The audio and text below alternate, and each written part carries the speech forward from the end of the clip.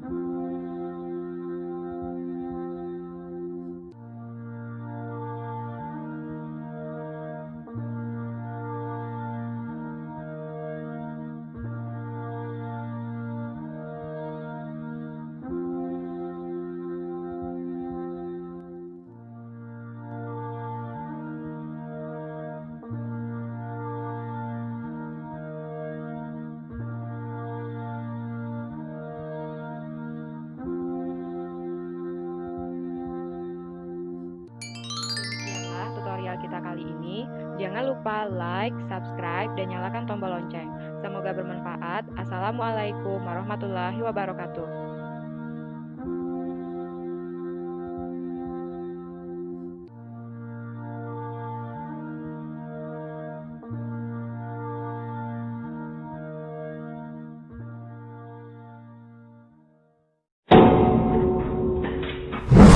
Family.